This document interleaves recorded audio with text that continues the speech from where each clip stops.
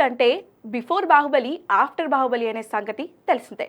బాహుబలి లేకుంటే టాలీవుడ్ లానే ఉండేది కాదు. ఇండియన్ సినిమాలు ఏ భాషలో ఆ భాషల్లోనే రిలీజ్ అయ్యి ఉండేవి. పాన్ ఇండియా సినిమాలు ఉండేవి కావు. కానీ రాజమౌళి, ప్రభాస్ పడిన 4-5 ఏళ్ల కష్టానికి ఈరోజు టాలీవుడ్ హాలీవుడ్ స్థాయికి వెళ్ళింది.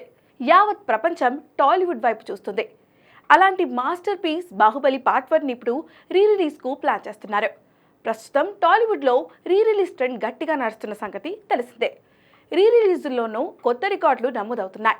రీసెంట్గా సీతమ్మ వాకిట్లో సిరిమల్ల చెట్టు రిలీజ్ అవ్వగా సూపర్ రెస్పాన్స్ వచ్చింది. మార్చి 21న సలార్ను రిలీజ్ కానుంది.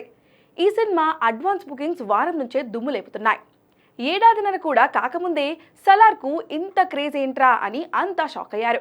ఇప్పుడు బాహుబలి 1 రిలీజ్ అంటే రిలీజ్ బాక్స్ ఆఫీస్ ఊచకోత ఎలా ఉంటుందో చూడబోతున్నామనే చెప్పాలి. ఇండియన్ సినిమా చరిత్రను తిరగరాసిన ఈ మూవీ ఇప్పటి వరకున్న రిలీజ్ రికార్డులన్నీ బద్దలు కొట్టడం గ్యారంటీ. ఇప్పటికీ ఈ సినిమా టీవీల్లో వస్తే కన్నార్పకుండా చూసేస్తారు.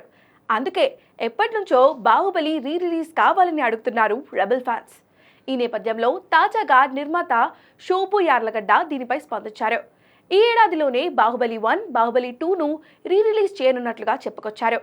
బాహుబలి 1 వచ్చి జూలై నాటికి 10 ఏళ్లు పూర్తవుతున్న సందర్భంగా రిలీజ్ చేయడానికి ప్లాన్ చేస్తున్నారట.